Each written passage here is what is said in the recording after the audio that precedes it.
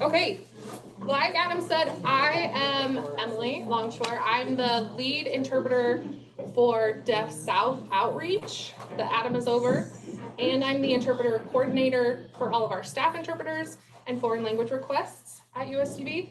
I am also an interpreter myself, so if I talk with my hands, that's why. I do theatrical interpreting on the side, freelance, which is like my passion. I love. I just started interpreting for the symphony when they have guests come and perform. That's how I recognize you. Oh. I know, Tuacon's just too far to like go. They have people there, but anyway, that's me in a nutshell, roughly. So we're going to talk about collaborating with interpreters. And the main thing I want you to know is that they want to work with you. They want to work with you. They want to collaborate. They want to keep you informed. They want to like reciprocate and get information from you. They want to work with you and not just be an island for themselves. But the main takeaway is that they're often confused about what your role is. So I think one of the big confusions for our interpreters is that they think, oh, you're a teacher of the deaf. You're coming to see this kiddo in a mainstream classroom setting. That means that you are working with the mainstream teacher to match their content and what's happening in the mainstream class, rather than doing your own thing and matching the needs of the students that you work with. And so I think that can be a source of confusion for them specifically. So I would say as you work with interpreters or have them reach out to you, kind of clarify that. And I'm going to go through a couple things and areas that can help clarify what your role is for them and how best to work with them. So the first thing is on IEPs, and I'm talking about the actual like IEP document. Interpreters often will say, I need to see the IEP. I want to see it. Where is it? And I always have to like talk them down a little bit and be like, okay, there's lots of paperwork in an IEP and it doesn't always apply or is beneficial for you as an interpreter. Or could they understand what it meant? Right, and do they understand like the abbreviations for the tests that you do? And do they understand like there's a myriad of things that are tough for an interpreter. And when you have an interpreter on Zoom now working remotely with a kiddo, trying to convince that school that this random person on the internet should be able to see private student records, right, is also a big barrier. So this is the information that they do need and would be helpful for them in the work that they do. So knowing what the student's IEP goals are, and not necessarily maybe like their, I don't know what kind of goal would apply, like an audiological goal might not necessarily apply. But a speech goal, the interpreter could help or keep track of information related to a speech goal that the student has, or a goal for reading, or for language, or for vocabulary, right? The interpreter can partner with you to help the students reach those goals, and you can then get accurate information about how the student is functioning in class because you have this interpreter. Reading levels and language preference, I think, are the biggest one for interpreters.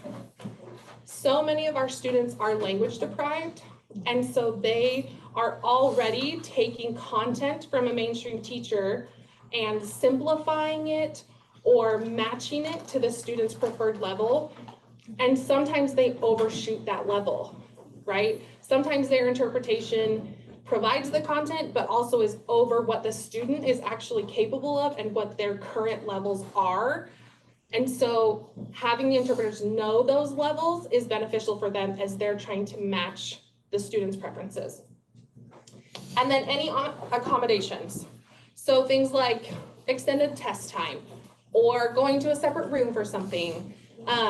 With our Zoom interpreters, it's hard for them to like function like an in-person interpreter to say, hey teacher, like we're gonna go to this other room, right? They can't always advocate for the student in the same way, but they can send an email, remind the teacher, speak to the teacher to say, hey, remember, you're taking a test tomorrow, the student needs to be in a separate room, or they get longer time, or whatever.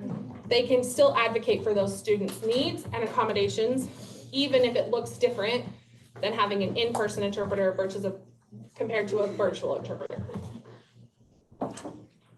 The next thing is interpreting. What can they do for you in regards to interpreting? So they can interpret your interactions with the student if you need them to, right? Do not, if they come in and steamroll your lesson and just start doing all the things, feel free to kick them out and be like, I don't need you here. So they can, if you want. They can also participate, observe, or just let you do your thing and take a break for themselves while you're working with your students. We have a couple, hold on one sec, I'll get your question, Heidi.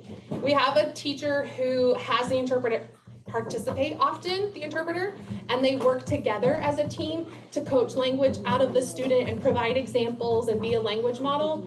Some of our interpreters like to observe those interactions, so they can be like, later in the day with that student, they can say, hey, remember we talked about this word with your teacher? Look, here it is again. Like they can reinforce those things you're already working on with them. Heidi, you have a question.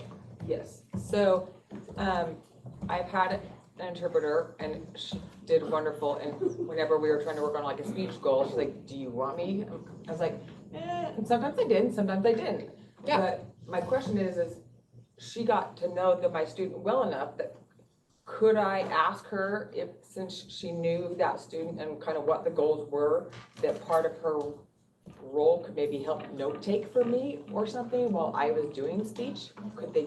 They definitely do that. That could be part of their participation in that meeting. Yeah, Okay.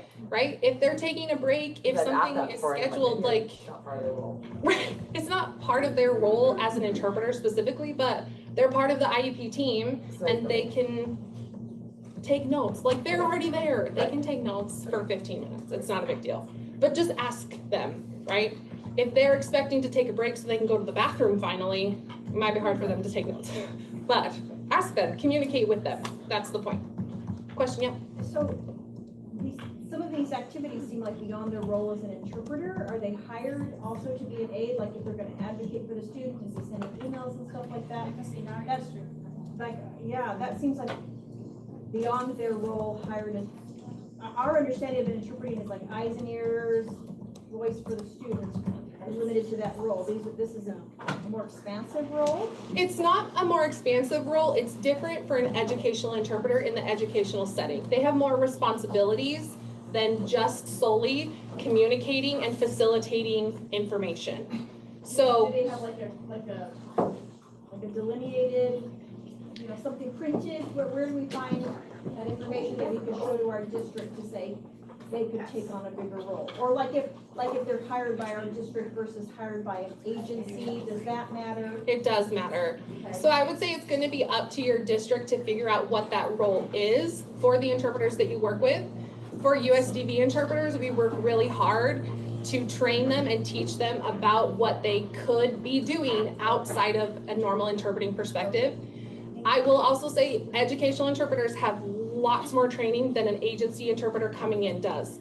Maybe, right? You could have an educational interpreter with an agency, but having the same expectations for an agency interpreter and the primary interpreter that always works with your student is never going to work and will always leave you disappointed with an agency interpreter, unless that agency is the same person coming all the time. That's what happens. Okay.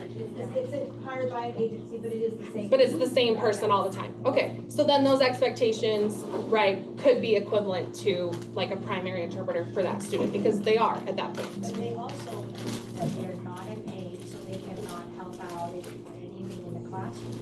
So I think that's where, like, what do you mean by helping out? Like sending emails, like advocating, we're going to another room, like stuff you're mentioning would never happen with our interpreters. that we Or hire. even knowing the accommodations. Yeah, or wanting to see the IEP, like they're there To be an interpreter, and at the end of the day, next day they come back. Okay, I honestly is very shocking to hear that because they should be doing more.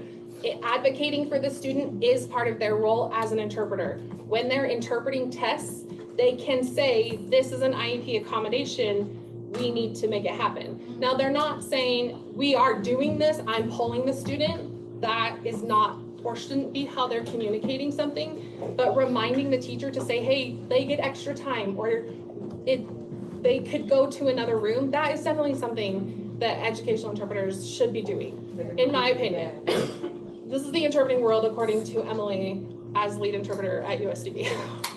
But I know it gets sticky, right, in your districts, and the type of support that those interpreters have, the type of training that they have, the boundaries that they have to set up for themselves, how long they've been doing education, like all of that kind of comes into play. Sorry, I don't mean to hijack it, just, you were talking about like, this is so, like, this would never happen. We don't have our own interpreters, we only use interpreters from an agency. Okay. So sometimes they can be different people, but a lot of times we try to have the same person for the same student. Yes. It's cheaper to hire your own.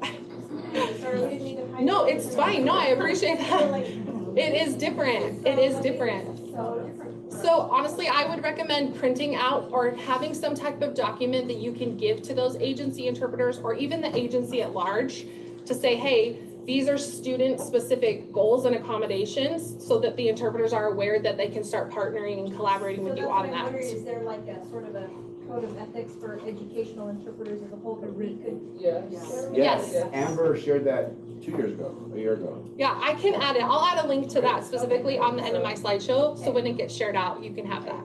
Well, But it says that they're part of the, active member of the IEP team. And therefore, if they have to be aware of the goals, then they can work on the goals with the student. That's in state code. Okay. I- Thank you. Yeah. Oh, yes, sorry. Just one more thing, I remember one of the interpreters from an agency told me that I cannot tell you what happened in the classroom, meaning like teachers are not providing things because I can get in trouble because of the rules for the agency. So there is a confidentiality specifically professionally that we have to adhere to as interpreters. But again, as educational interpreters, they're part of the IEP team, and communicating with the IEP team trumps confidentiality in that moment because we're all on the same team together.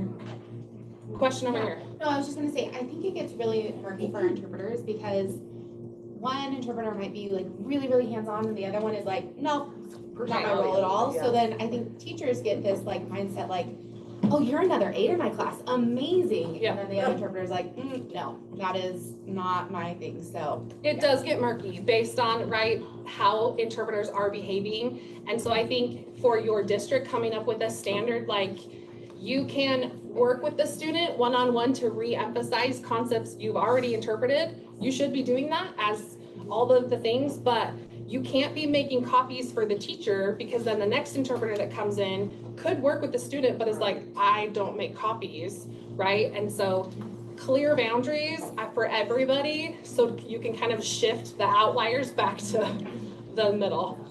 Sorry, one more question. Did you have something? I would say, I've always shown my interpreters when they've come from the agency, the IEP, and what accommodations that they have, but I've also known students in the past that they have told me to do that. So I went from USD with my own classroom to the first kid I had outside of USDB, like, yeah, let them know, like, let's sit down together with it. Yeah. And show the interpreter that way. Oh, thanks, I appreciate that.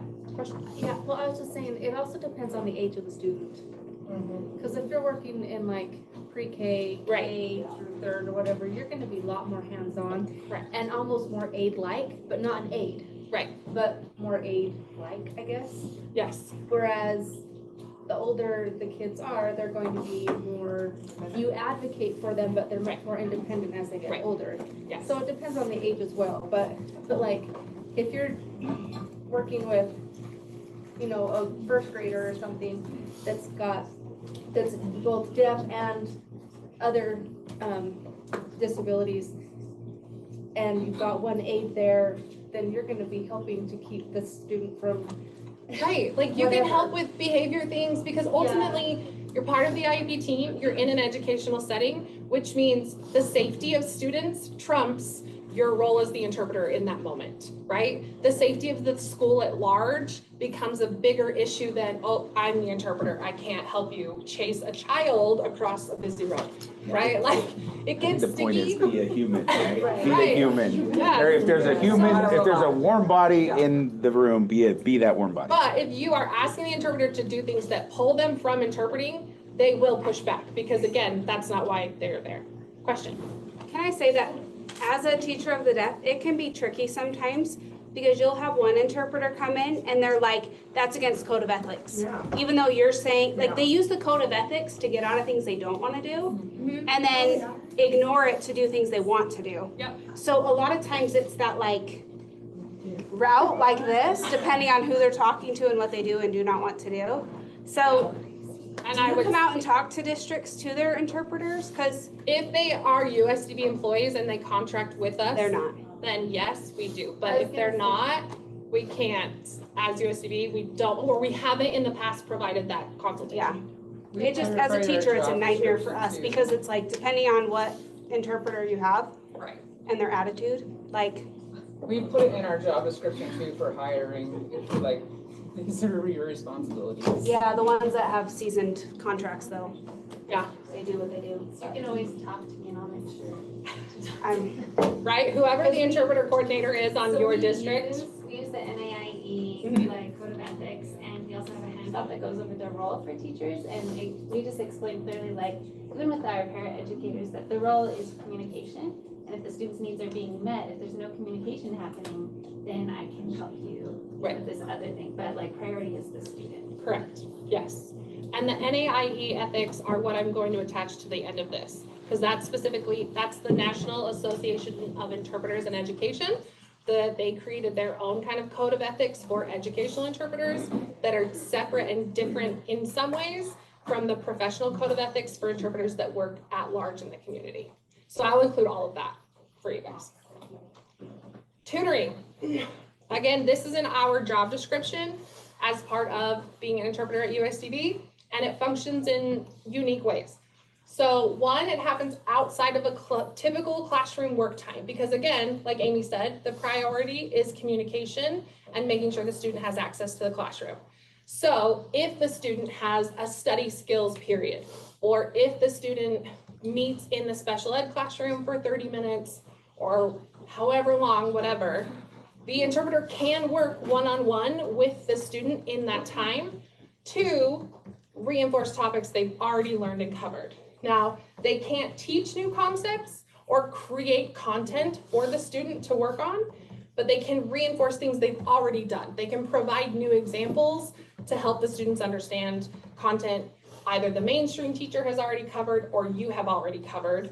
But again, they have to know, right? That communication has to be there. Towards direct service minutes, correct? Correct. Yeah, I mean, that, Yeah, so interpreters, like they're, as educational interpreters, don't necessarily follow IEP direct minutes type thing. They just know they're contracted for a school day. So if it's within the school day, they're filling kind of their contracted time. They don't have to document direct serve minutes versus consulting minutes. And I think the point is that the interpreters are willing to do that, right? They have the content from the class that they were just in. They can do that, but often they get stuck with I don't know what to do. Should I be the one coming up with vocabulary lists? Should I be the one creating worksheets or finding worksheets online or whatever? So they work with the mainstream teacher sometimes, but as we all know, mainstream teachers are not always helpful. So I think they look for support from teachers of the deaf as well to know what they should be working on, or if you guys have content that you can provide to them so that they can focus more with these students. Now, every student doesn't have this built into their schedule, so it's not an expectation for everyone, but it does happen. I have a question. Yeah. How many, you probably don't know, but do you have any students that you're providing interpreters to that don't have a teacher of the deaf contact for?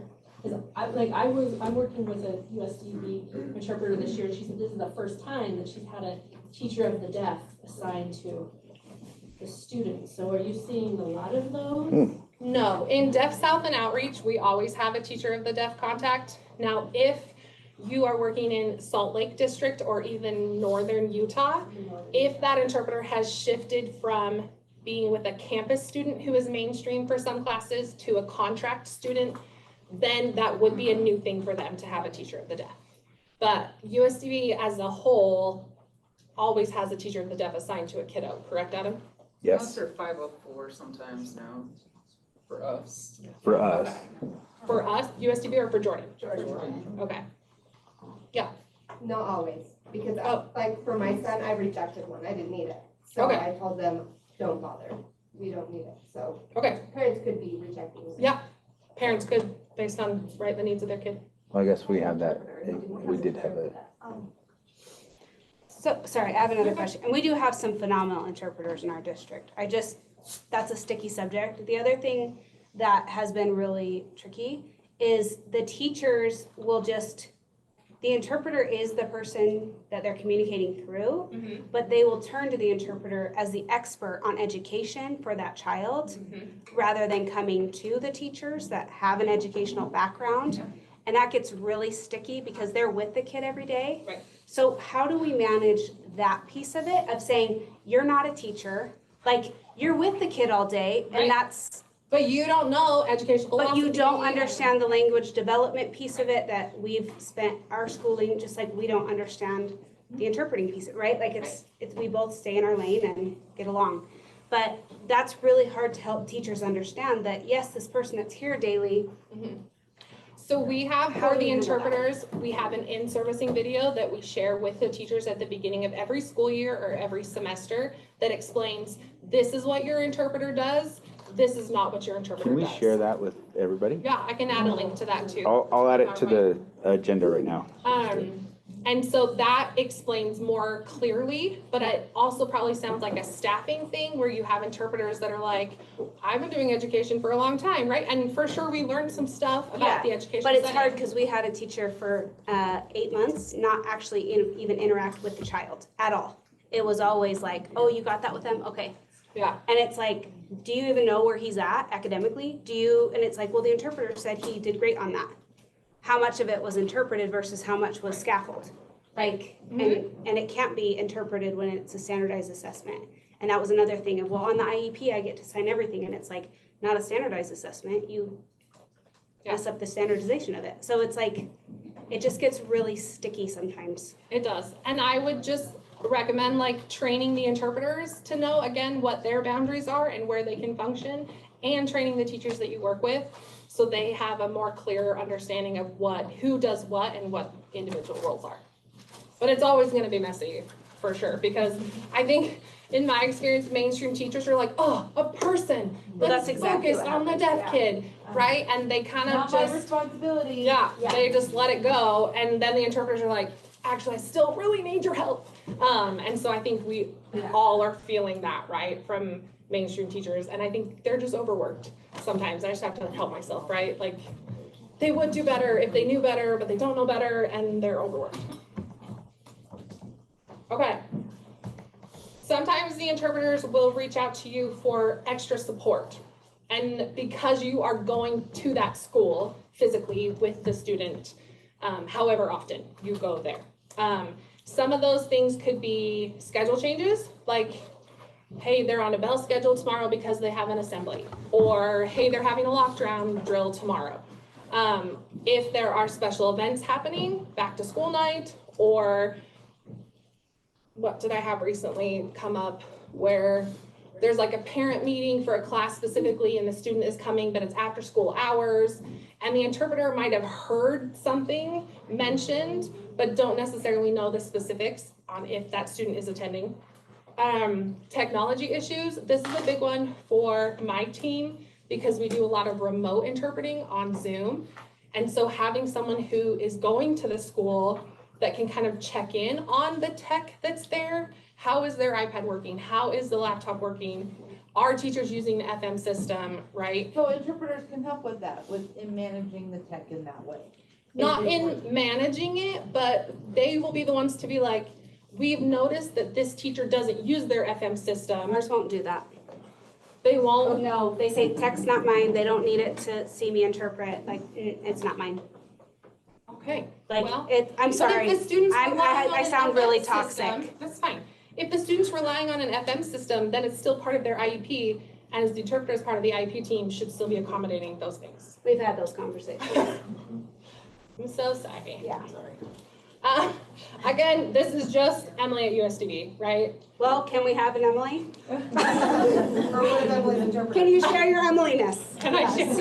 I would love to. I will figure out if I can come. Do you think Share it's my Emily-ness. partly, because I'm gonna say, I know some of them, of our interpreters, are not as comfortable because they're also really concerned about the amount of dollars. I had one interpreter go, that is a $3,000 system, and I don't want to become partly responsible for this large cost. But And I understand that, yeah, but I do want to, like, if I they think there's know- a difference though between, hey, interpreter, can you go push this button to make sure it's connecting and test this, to a interpreter saying, hey, it doesn't seem to be working, right? Like the interpreter should And just some be guys like, do that. hey, it doesn't Yeah. seem to be working. The laptop that the student uses to connect virtually, one microphone on one side seems to be out. Like that's all. And awareness. And awareness, yeah, and communicating with the IEP team because they're working with the student in those classes all the time. You guys come in once a week, twice a week, for however long your minutes are, but if you don't know what's happening and they're not communicating that. This might be a trigger question for Allison. I'm warning you. Anyway, but there are times, I'm like, On that. I'm wondering though, like, I totally get that, like, oh, this doesn't seem to be working. But if the student, I would say in their IEP, but Alpine, we do it weird, it's in their 504. Okay. If it's in their 504 though, which is still a required federal document we must follow, it says they have a system and they're not using it, can the interpreter ask the student to put their system on? I would say no, Okay. because it's out, it's not interpreters, right, don't discipline and provide corrective behavior Right. on their own to a student, right? That's always conveyed through the teacher. And I would say that does get sticky because then you're asking an interpreter to be responsible for something that they could have no knowledge about, right? So I would say no, having the interpreter be the one to remind a student to put on their FM system or turn it on, whatever, convolutes and mixes and muddies their role. Also, it might hurt the it's- relationship. Right. Okay, I was just asking. But they shouldn't be suggesting they don't wear it either, right? 'Cause Correct. that happens as well. Trigger warning, I warned you. But they can say, hey, teacher of the deaf, this is They're not wearing happening. it. Yeah, Yeah. they're not wearing it. Come in, you be the person Right. to, you need to put this on. Okay. I would suggest though, that depends on age too. 'Cause if you're working with a preschooler or kindergartner, I think part of the interpreter's role is helping the student learn how to manage that on their own. If they're throwing it off though, that becomes a behavior issue the teacher needs to manage. But just helping them become routine about it. Yeah. I think we're like, hey, remember, give it to your teacher, you know, Right. like something like that, just to be that extra like little guidance Yeah. between. So we like at USCB, I love to talk about not age or grade level, but the readiness level of a student. Because you could have a kindergartner that can advocate for themselves, but you could have an 11th grader with multiple disabilities that might also still need the reminder, hey, did you remember to bring this, right? So a shift to the readiness level of that student, how ready are they to advocate for themselves? And our interpreters providing opportunities for them to advocate for themselves too, right? Over the course of their schooling, do they coach them through and teach them how to advocate for themselves? Yeah. One thing that was, I'm a district that we have an agency, and I have one student who was very low level and also in the behavior unit. And there was a sub that came in and I asked like what was on the job description. And it said 8A. This kid does not go around to different things. So it was like, I had to go back to my bosses and be like, please talk to the agency, have it that it isn't a behavior unit. There are multiple people that are also working in that. There is always an aide with that student watching behaviors.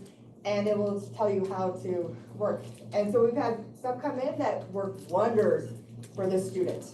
Amazing job. And then I'll come back after we, yeah, the interpreter we had on Friday, please, that was not a good fit. And they're trying to be as nice as they could about the person as a person. Right. But as an interpreter for this student, it came in though unwarned about what it was gonna be like, and then it was probably not a good fit for them to say yes to that situation. Yep. Where other ones come in and it's a good fit because they know what they're doing, what they're getting into. Kind of thing. So in my role as I schedule subs, specifically with agencies, I always try to give as much content or knowledge about the student as I can so that they are prepared, right? So we have all of our staff have to create sub notes that talk about the student's language preference, if they are on a behavior plan, what that looks like, if they're on a medical plan, what that looks like, what their classes are, what the classes have been talking about, and like a map of the school and a bell schedule, right? Like we try to give them as much as possible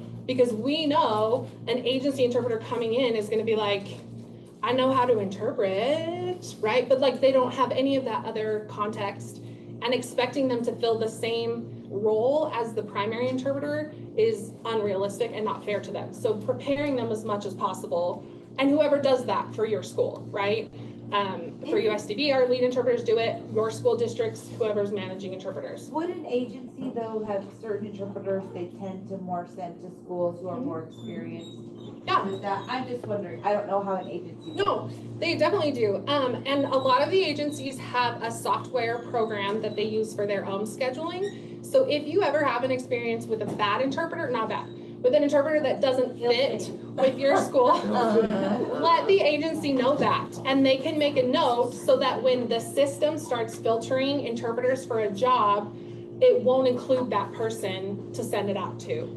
And then the agency is aware too, okay, this interpreter is not a good fit for this school, but the agency can't make those adjustments if they don't know that it didn't work. Okay. Now, what can interpreters do for you?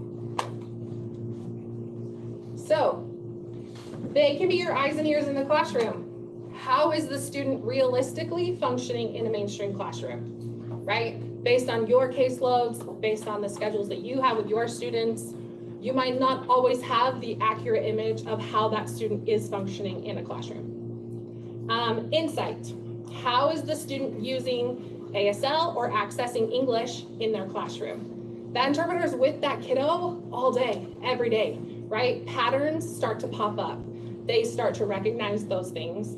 So collaborating with them and talking to them about these things just makes us all work better. Struggles. What is a student struggling with? If interpreters are noticing, hey, every day when they come back from lunch, this student is exhausted or not paying attention, or every morning they come into school and they're unwilling to look at the interpreter, right? Like patterns of behavior, interpreters will recognize because they're with, again, that student all day. Feedback. The interpreters can give feedback to the IEP team about how that student is using their interpreter, how they're accessing ASL in the classroom, all of that. Now, feedback to the IEP team is limited to how that student is using their interpreter and accessing ASL. The interpreter is not going to give you feedback about how the student is playing with their friends out at recess, right? Unless it's impacting, hey, when they come back in from recess, the student doesn't pay attention, right? Unless it impacts how they're interpreting for a student. That can get a little sticky because, again, interpreters are expected to stay within their defined role, and their role is communication, facilitation, and working as part of the educational team. So you can't, to ask them to overstep that, you will get pushback on that. So just knowing that their focus is how they're using an interpreter and the ASL will help. But you can ask them all these other things before the IEP meeting, and then you have context for the IEP meeting specifically. They can also commiserate. I'm sure this is a big one, right? Mainstream teachers are not always the easiest people to work with, and the interpreter will totally get that. And so having that person even to be like, yeah, okay, right? Like, oh, we both get it, right? And just kind of move on. Your interpreter is there for that too. Okay, this is for IEP meetings. So, like I mentioned briefly, the interpreters can create feedback for how the student is using their interpreter in the classroom. They can attend IEP meetings as a participant. They are part of the IEP team. Whether school districts recognize that or not is up to the school district and could require more education in servicing kind of behind the scenes. If they don't want an interpreter attending, that's fine. The interpreter can compose notes and send with you to the IEP, and you then have their notes on record about how they're using an interpreter. We also at USCB do not have the primary educational interpreter interpreting the IEP meeting for that student. And some of that is because we want them there to participate and contribute. The other part of that is sometimes in IEP meetings, things are discussed about the child's home life that could impact how they're functioning in school, but also doesn't necessarily like Crossing boundaries. Right, it crosses boundaries. That's a good way to put it. And so having them interpret, but then also, hey, pause, can you also give us your feedback, right? Like it just gets complicated. The biggest thing my interpreters would ask is that they just want to know when those meetings are happening, which I'm sure is a struggle for everybody. Right. Can you come at 2 o'clock today at the 4, when you're reading your email, 4 p.m.? Yes. Oops. Yeah. I think that's a general kind of struggle, and I think it also kind of goes back to the interpreters don't know what your role is. They think you're magical teachers who have access to all of this special information, and that you're just withholding it, right? And so I think education for them too, to be like, this is really what a teacher of the deaf does, and they also don't have access, right? They also found out about it the night before, and they're rearranging their schedule, all of that. So again, I think the point is communication and collaboration, right? Communicate with the interpreter that works with the students that you're working with and allow them to collaborate both ways. I do think it's super beneficial when they can be at the meeting though. I agree. Yeah. I've invited when she, at first didn't know that I was inviting her to be a team member. She thought she was coming there to interpret, so I had to be pretty clear. No, I want your feedback. For new interpreters, I feel like this shift to having interpreters part of the IEP team is a new shift within the interpreting profession. It's something that has kind of always been fought for, but not till recently has it started to become more common practice. And so for some interpreters, it's overwhelming to be like this is a formal meeting, legal document. You want me to sign it even? If I'm there, it gets overwhelming for interpreters. So I understand that. Sometimes we have at USCB, the lead interpreter will attend the meeting with notes from the interpreter or coach them through what's gonna happen at the meeting. This is what it looks like, what you should say, kind of stuff. Just training in that aspect. So that might be helpful in your situation. Yeah. I think there's a lot of confusion too for case managers about the interpreter who attends the meeting as part of the team, signs the IEP. The interpreter who interprets the meeting and is not on the team does not sign the IEP. It could be some random yo-ho from another state that's doing a video interpretation, right? They don't sign the document. Yeah. They still have to sign it because there's an interpreter line. It depends on how they classify the interpreter on the IEP. If they're listed as the interpreter, then they have to sign it. But if they're not, then. Interpreting for a parent, there's a section. Yeah. They sign. But even if they interpret for a student, don't they still have to sign it? Because there was an interpreter present to present the information.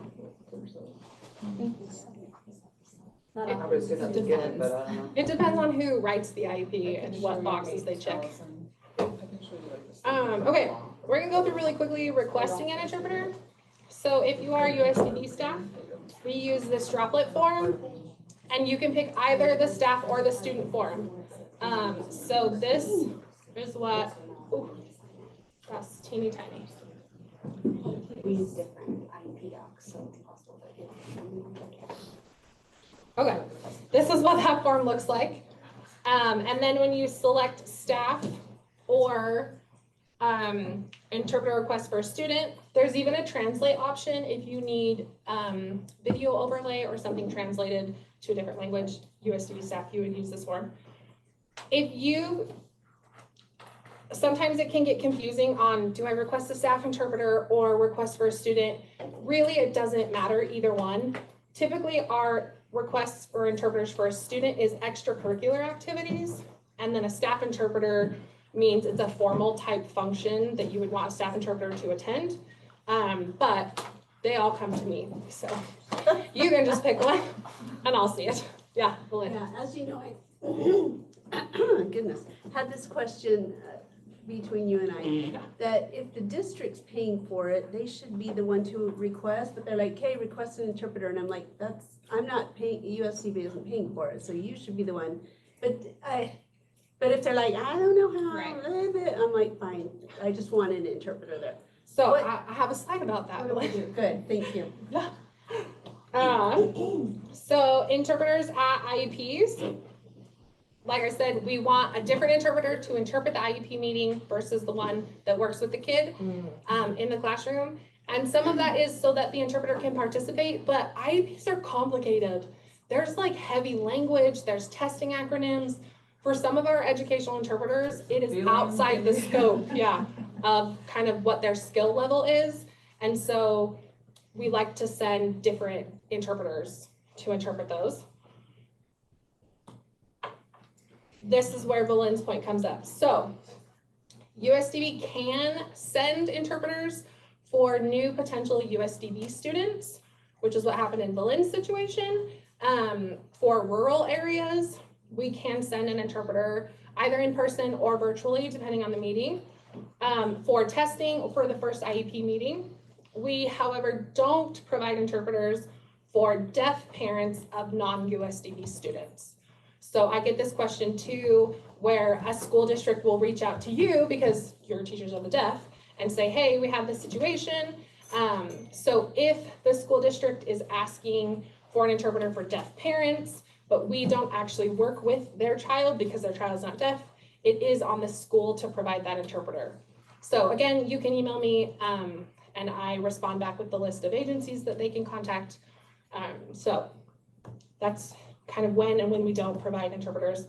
Also, I don't know, does anyone work in early intervention with like PIP kiddos? A long time ago. Okay, so USDB has a partnership with the health department to provide interpreters for some early intervention agencies, but that doesn't apply to you.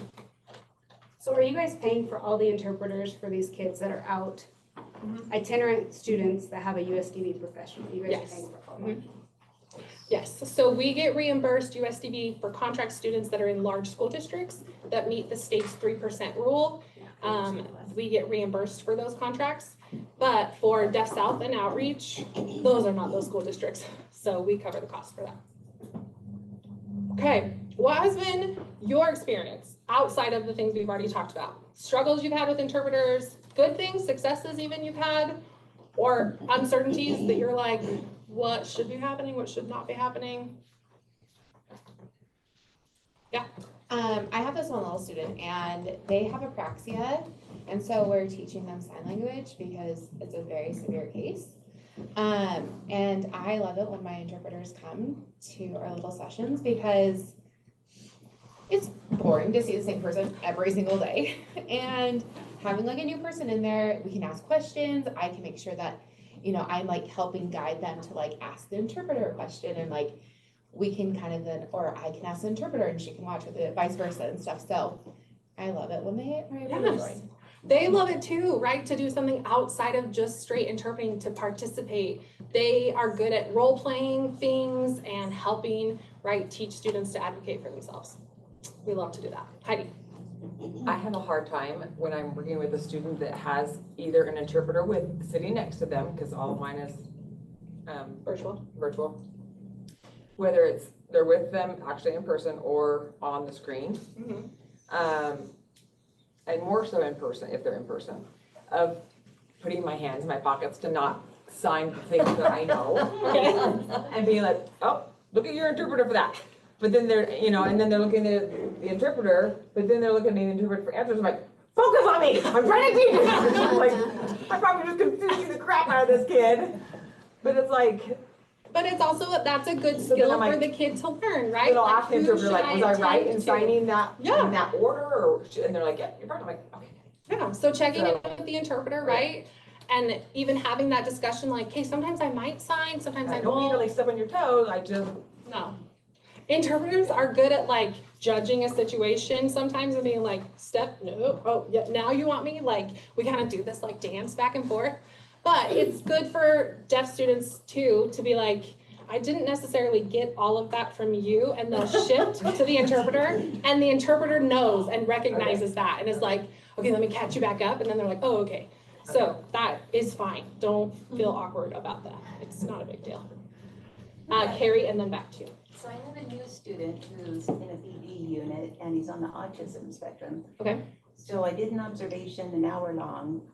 He doesn't look at the interpreter at all. Maybe, Okay. well, maybe to just clarify something that he, you know, misunderstood. But when I tested him in the room, it was really helpful to have her there because she knew the behavior system of the class. Okay. So, Yeah. I would say too, like, not looking as in they're not looking at the interpreter, because peripherally, they could be watching the interpreter, right? And eye contact is too much. And so interpreters, at least on my team, right, should still be interpreting, whether they're looking at you or not, because we don't know visually what they're accessing around them. But for sure, recognizing those behaviors. And I had a student Oh. who, he couldn't, if he looked, his eyeballs weren't looking at you, he wasn't seeing you. He would see out of the side of his eyes. Yeah. Which is good notes for an agency interpreter coming in to be like, they're not gonna look at you. They're gonna look here, but they're still paying attention. Yeah. We've had a couple of times when an interpreter has canceled, they've gotten sick or whatever last minute, and the student is left without an interpreter. And so I wanna know, what is the agency's responsibility? The agency has said, we have nobody else to send. What happens? What is their responsibility to find somebody else, or are we just like, okay, that happens? I don't know. What? Yeah, so unfortunately, that has been happening a lot recently. I think that's something we have definitely seen within the last year or two, is a lack of interpreters available to cover things like that. So our practice is that we will go to a different agency to see if we can find someone else. But there are times where, like, I might have a kid who's the only student in that whole area. So sending a live person, I can't at that point, like, I'm out of options. So we can provide a virtual interpreter on an iPad on Zoom. Another agency, where do you access them from? An agency could do that. You could send them Zoom information, and they could join virtually. So it sounds like our district maybe needs a backup agency. Yes. It sounds like you have a list of agencies. I do. I will add it. Yes, I will add it to this, Sounds like definitely. our district maybe needs to have a backup agency that they call. Yeah, having a backup is really helpful, but there are times where I go through all of the agencies and I'm still stuck without someone, right? And it's like awful and heartbreaking, and then I'm like, I don't know what to do, I'm so sorry. And so having backup plans that way, right? What can the student work on? The teacher has to be more involved, right? Like, it just gets really hard and complicated and awful feeling. And then the interpreter comes back and the teacher's like, never leave me again. And you're like, see, I am helpful, right? So it's kind of a double-edged sword. Yeah. So I think this was last year or the year before, but I connected with the interpreter, which I didn't know I could do. It was really good for you to let me know that. And so the interpreter was really good because she let me know that my student wasn't watching her that much. So that discussion about the peripheral is really good because the student hears pretty well with her implants, but she needs the interpreter to fill in the gaps. And she does better with the interpreter than without. But the interpreter also told me that she was failing her chemistry class. So I don't help with homework or anything, but in this situation, what I did was I accessed the teachers, I contacted the teacher, I accessed her Canvas files, and then I think this was during COVID, I can't remember, but I think I was doing Zoom meetings with a student and I showed her the files, just to let her know, this is where you look, this is what you could do, you need to go through all this. So I just kind of told her what she needed to do to make sure that she passed the retest, because she failed the test. And I think just that expectation with her, that she knew that I expected her to do this, she passed it. And I didn't really help her with it, I just showed her what to do. Yeah, but you wouldn't have known that, right? Unless the Right. interpreter said, The hey, interpreter really saved that situation. this kiddo's failing. Not that the interpreter has, right, should be stepping in or whatever. We do have students that rely on their hearing aids or cochlears or devices, their own listening skills. And we coach our interpreters to say, okay, like you are there to fill in the gaps and you're gonna have to figure out your students' cues to know when they have missed something. Which also means that like an interpreter's lag time is really close, so that what they're interpreting is only a few seconds behind what the teacher has said, so that when the student's like, oh, I missed that word, the interpreter's not 5 concepts behind in beautiful ASL, right? They're really close with that word. So a lot of it depends on the student, right?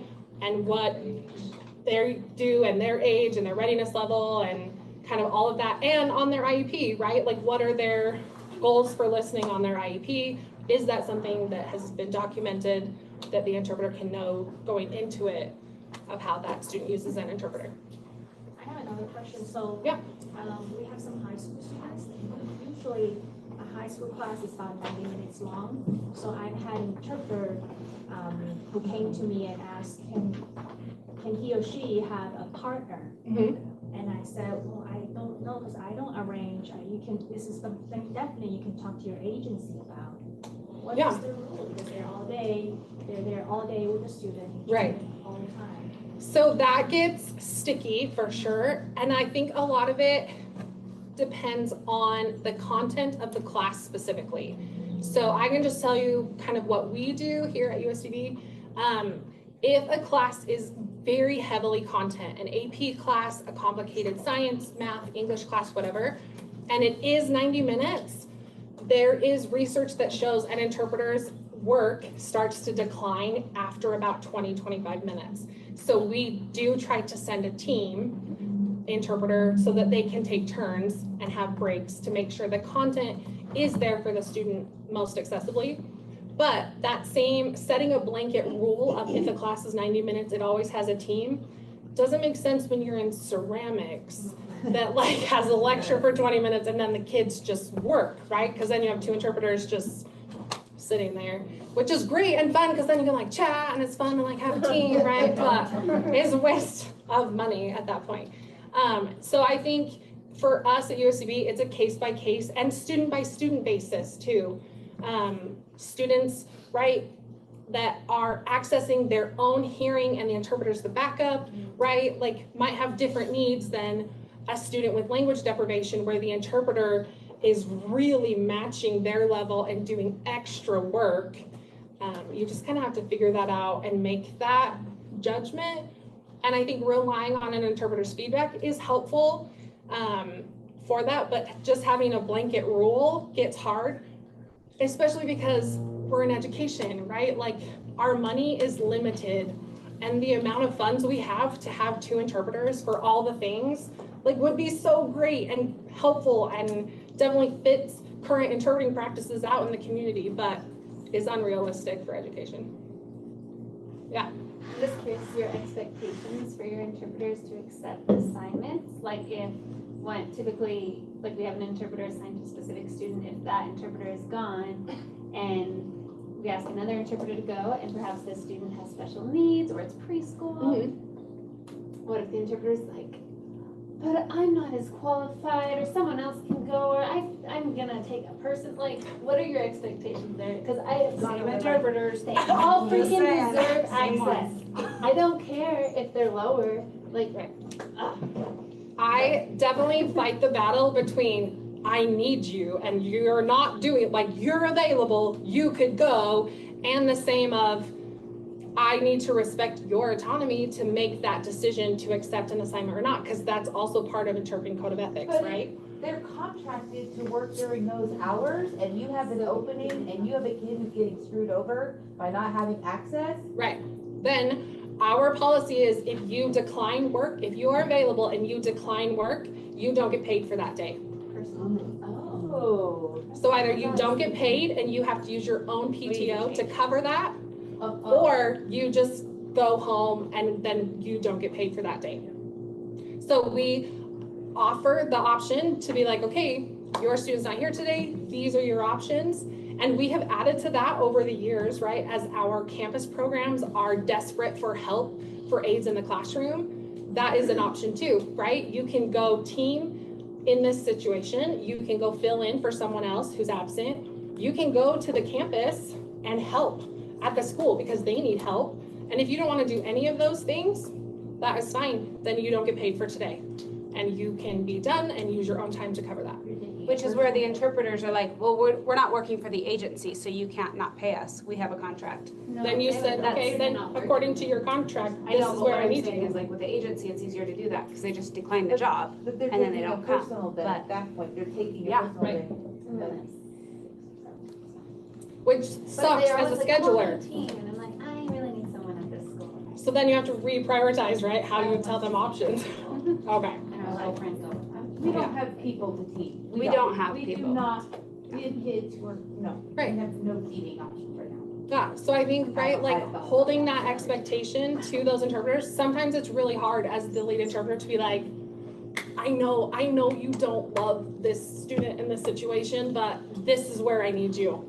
Like, I I'm get so some of sorry. it, like one interpreter did get punched in the face. when Oh she- dear. But like, this Right? And like, that's a thing we're dealing with now on campuses for campus interpreters is training them how to deal with students on behavior plans and what that looks like and kind of what they can do, which helps them be more knowledgeable about what they can do in the situation. So this leads me to another question. I've got, Allison and I, sorry, we're gonna like dominate this. So, can't tell Alpine's drowning.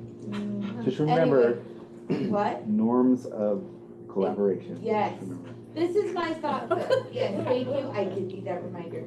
So, when placing interpreters though, also, greatest need fit first. In my opinion, greatest need usually would be those who are younger, okay, readiness level, right? Because we know that intrinsic, we know that we need to hit language when they're younger, okay? You know, they're more ready. So we know we may have students who are older, but would it be appropriate to pull students to pull interpreters from those who are older, who might have a lot of behaviors, and instead put that interpreter with a student who is younger, who needs more language enrichment, so that we don't get to the point where we're struggling with language deprivation later. I'm trying really hard, Adam. I'm like, You're doing great. You did a great job.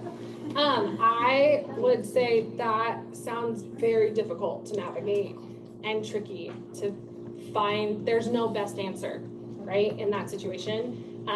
And sometimes you have to do your best with the resources that you have, right? I would also, like, on the flip side, the argument could be made that, okay, this student who is older, who has more language themselves and more ability to advocate for themselves, are they on a track to graduate high school? And now by pulling their interpreter, they don't have access to content, which would have a more lasting effect for them going into high school, where a kindergartner can have an aide, like the language might not be there, but they can still participate in classroom activities, right? On the flip side, what the best decision is, that I don't have an answer. I'm so sorry. What's your suggestion for when, so we had a student that,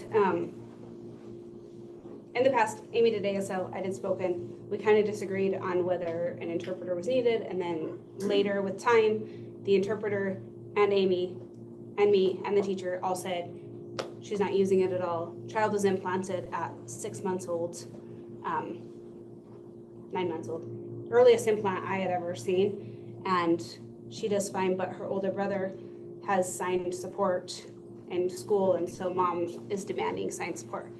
But as an IEP team, the entire team agreed it's not a needed service. But then parents are saying no because my other child that was implanted at 14 needed an interpreter. Yeah. Like, how do we navigate? And I kind of talked to Adam about this before, because I'm like, do we contract with USDB to have them come out and do an evaluation as well, just so that we've got like both sets of eyes looking at it? It puts us in really sticky situations to put an interpreter on a kid when we don't have the data to prove it's needed. And then we can't get them back off again when it's inappropriate, right? Like, so it just gets really sticky. But in showing the parent the data, It doesn't matter because their older child had this experience, and so they're hell bent on it. Yeah. So it's like, it just, There are some situations where that's nice to have somebody to step in. Like this is what the data shows, and the entire IEP team, parents, is saying this is not working, we're not gonna do this. And we've been in that situation a couple times where we're sorry, yes, you may want this, but we can't provide it for you because the data is showing it. And that's where you like really trust the data, right? well, and they have the opportunity to come here. Like, they can come to a school for the deaf. And so that's the tricky thing too, of like, we tell them, if you want signing, but you just want an interpreter to keep up your signing, that's not what interpreters that's not what are they're for. That's not what special ed pays for. And we'll get fined huge amounts of money if we're misusing those funds. So then that's where your justification comes in. I have another kid though that we have to pull that interpreter anyway because we have a different student with higher But that's needs. the parent that's gonna sue us, that's gonna get us, legally, because it's on the IEP. You know what I'm saying? So it's like, Yeah. My knowledge of IEP law is very small, so I'm the wrong person to ask for that. I'm sorry that you're going through that. That is very. no, but I'm just curious, like, is that something we can possibly contract you guys for a day to have you? But well, that Can we would just give eval? you a different perspective, and you could say even the schools for the deaf, then what, recommended? Well, you're just a more legitimate being than the ASL hater of Allison Walter. Which I'm not an ASL hater, but they think I am. And it's exhausting being that person, but at the same time, it's like, we don't have funding for a third teacher because we put an interpreter on kids that maybe don't Yeah. need Well- it. It just gets sticky because the funding is limited. Right. It's very limited. But we can't ever talk about funding. No, being I limited, wouldn't, right? no, I You know, would and I talk never about would that in say a meeting. that. I And have then- a professionalism Yeah, and then level. if you did have us, if one of us were available, we could probably go Because make I a think our visit. district would pay for it, but I'm just saying, like, that's helpful sometimes to have, you guys are kind of looked at as the legitimate source in Utah, right? Because you're USDB, like, But in the And IEP, so the it just gets- procedural safeguards, parents can pay privately for another evaluation.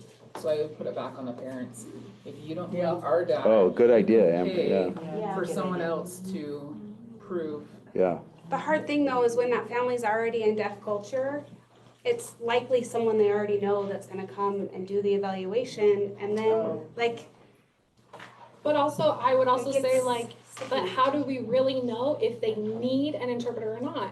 Because their hearing could change day to day. Their attention level could change day How to do we day. take They could constable data? forget their hearing aids one day and then they have nothing, right? Like, their need is also tricky to like figure out and navigate also. Sorry, I didn't mean to cut you No, off. but what do we consider good data on that then? How do we look at that data objectively and know, wow, especially now, like the whole purple thing, he never makes eye contact, he's not looking at me, you know, like those things, or, you know, there are some kids you walk in, you're like, oh man, they are tuned into their interpreter, and other kids, you know, the interpreter, they're up there doing their thing, you know, and you're like, oh my goodness, you know, and so how do you, you know, what data would be best presented? What would be, because that's the thing, I think it's hard too, because we're not always in the class, and you have interpreters taking data.